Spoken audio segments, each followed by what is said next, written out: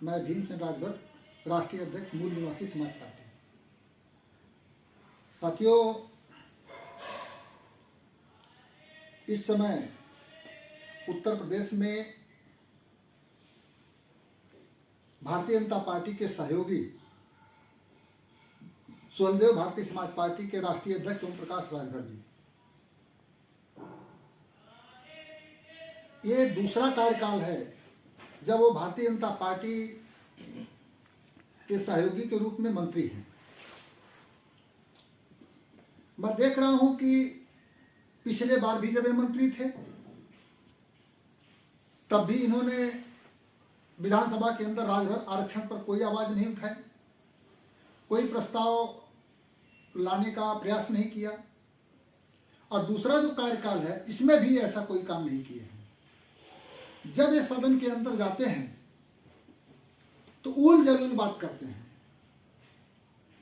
अखिलेश से झगड़ा करते हैं, बसपा से झगड़ा करते हैं, और राजभर समाज का उत्थान से जिसका कोई लेना देना नहीं है उस सदन के अंदर सिर्फ उसी को बहस का केंद्र बनाते हैं।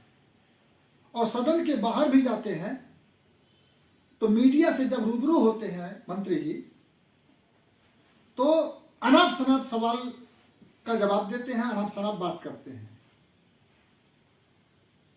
जैसे लगता है कि इनकी पुरानी जो स्मृति खो गई है, याददाश्त इनकी चली गई है कि किस वादे के साथ पार्टी बनाए थे, किस वादे पर इनको राजभर समाज से इन्होंने कमिटमेंट क्या किया था। राजभर समाज से जब ये मंत्री नहीं थे, विधायक नहीं थे, तब इन्होंने कमिटमेंट किया था कि राजभर समाज के धरोहरों को मैं सुरक्षित कराऊंगा और राजभर समाज की एक सूत्री मांग अनुसूचित जाति जनजाति आरक्षण को दिलवाऊंगा। इतना बड़ा फ्रॉड, इतना बड़ा फरेब करके भी ये समाज में चल रहे हैं और कोई इनसे सवाल नहीं पूछ रहा है। क्यों नहीं पूछ रहा भाई? अगर रामचंद्र राजभर से सवाल जनता पूछ सकती है, राजभर समाज पूछ सकता है, सुखदेव राजभर से सवाल पूछा जा सकता है, और राजभर समाज के जितने सांसद विधायक मंत्री से सबसे सवाल पूछा जा सकता है, तो ओम प्रकाश राजभर से सवाल नहीं पूछा जा सकता है। इनकी जवाबदेही नहीं बनती है। इसी लखनऊ में ये रैली किए थे और आम जनता को, राजभर समाज को बुला करके कहे कि बताइए मैं इस्तीफा दे दूं। इतना बड़ा प्रपंच है, इतना बड़ा झूठ ये बोलते हैं। आए दिन जाते हैं, कहते हैं मेरे से ताकतवर कोई नेता नहीं है राजभर में। तुम बहुत ताकतवर नेता हो भाई, मंत्री हैं आप ताकतवर हैं। आप जाकर के अमित शाह जी से, गृह मंत्री जी से मुलाकात कर लेते हैं, प्रधानमंत्री से मिल लेते हैं, माननीय मुख्यमंत्री जी से मिल लेते हैं, भारतीय जनता पार्टी के सिर्फ सभी नेताओं से जब चाहते हैं तब मिल लेते हैं, फोटो खिंचा लेते हैं, वायरल करते हैं। लेकिन विधानसभा के अंदर जहां पर प्रस्ताव भिजवाना है उस पर आप प्रस्ताव क्यों नहीं रखते हैं? एक लाइन का मामला है कि प्रस्ताव रखिए, राजभर समाज के आरक्षण के समर्थन में भारतीय जनता पार्टी है कि नहीं है। आप प्रस्ताव रखते, भारतीय जनता पार्टी उस पर समर्थन नहीं देती, तब भारतीय जनता पार्टी दोषी मानी जाती। आप जब विधानसभा के अंदर जाते हैं तो अखिलेश यादव से झगड़ा करते हैं, बहुजन समाज पार्टी से सवाल पूछते हैं। आप राजभर समाज का नुमाइंदगी करने के लिए गए हैं ना, आप इसके प्रतिनिधि हैं ना, और नहीं है तो बोलिए कि मैं राजभर समाज का नुमाइंदा नहीं हूं, मैं राजभर समाज का, मुझसे कोई लेना देना नहीं है, राजभर समाज के आरक्षण से मुझे कोई लेना देना नहीं है। आप स्पष्ट कर दीजिए। मूर्ख बना रहे हैं, आपको जवाब देना पड़ेगा। जो सवाल आप पूछते थे लोगों से, अब आपके सामने वो सवाल खड़ा हो चुका है, आपको जवाब देना पड़ेगा। और विपक्ष के नेता अखिलेश यादव का नाम लेने से आप बच नहीं पाएंगे। ये गुमराह करने की रणनीति है आपकी कि अखिलेश यादव का नाम लेंगे तो राजभर बड़ा खुश होगा। कभी राजभर के यादव के खिलाफ राजभरों को भड़काते हैं, कभी ब्राह्मण ठाकुर के खिलाफ राजभरों को भड़काते हैं, कभी जो है आप भी कहा करते थे कि मंदिर बनने से राजभरों को न्याय मिलेगा, संविधान से न्याय मिलेगा।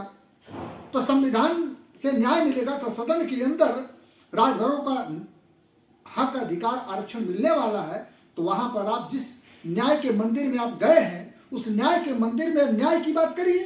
राजभर समाज को आरक्षण दिलाने के लिए आप पहल करिए, और नहीं पहल कर रहे हैं सदन के और सदन के बाहर विपक्ष के लोगों से सवाल पूछ रहे हैं, आपको शर्म आनी चाहिए है? इस तरीके, और शर्म उनको भी आनी चाहिए जो इनका नारा लगा रहे हैं। राजा सुहेलदेव के नाम पर पार्टी बनाए, राजा सुहेलदेव का इतिहास मिटा दिया। इसी बहराइच के अंदर राजा सुहेलदेव का नाम लिखा गया तो एक शब्द राजा सुहेलदेव राजभर नहीं बोला गया। आप वहां मौजूद थे। किस बात के आप राजभर समाज के अगुआ है, नेता हैं? किस बात के अगुआ हैं?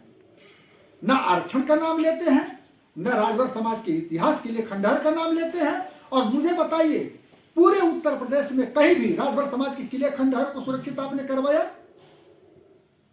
एक काम, दो काम का कमिटमेंट था, राजभरों का डिमांड था, जिसको लेकर के आपने पार्टी बनाया। दोनों से एक काम बताइए आपने किया? एक भी काम नहीं किया है। और आप इतने बड़े नेता बनते हैं कि मेरे से ज्यादा पावरफुल कोई राजभर नेता नहीं है। मैं प्रधानमंत्री से मिलता हूं, गृह मंत्री से मिलता हूं, मुख्यमंत्री से मिलता हूं। लानत है ऐसे पहचान कर, शर्म आनी चाहिए आपको। माननीय मंत्री जी, मैं अदब के साथ पूछना चाहता हूं और मैदान में उतरकर जनता के बीच में पूछूंगा, और जनता आपको घेरेगी, इससे आप बच नहीं पाएंगे। और आप सोचते हैं कि मैं मूर्ख बनाकर जीत लूंगा। जहुराबाद से गलतफहमी में जीत गए 2 बार, अब नहीं जीतना है।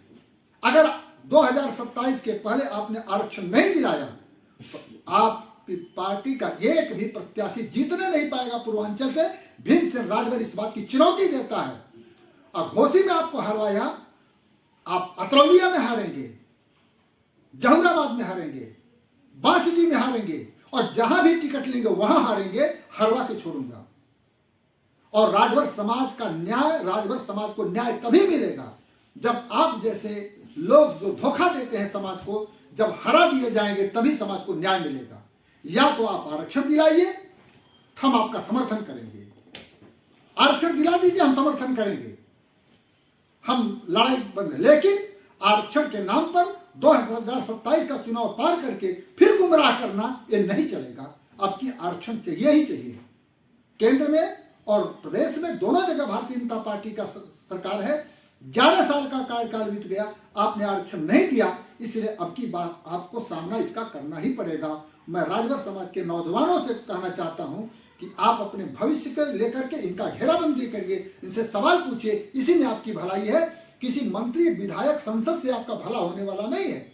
उसका भला होगा, उसके परिवार का भला होगा, दौलत का पहाड़ वो खड़ा करेगा। लेकिन आपके घर में प्रकाश तभी आएगा, आपके घर में उजाला, खुशहाली तभी आएगा जब आरक्षण मिल जाएगा। आप पढ़े लिख करके नौकरी चाकरी प्राप्त करेंगे, तभी आपका भला होगा। इसलिए आप इसे सवाल पूछने का काम करिए। मैं भी आपके साथ हूं। नमस्कार।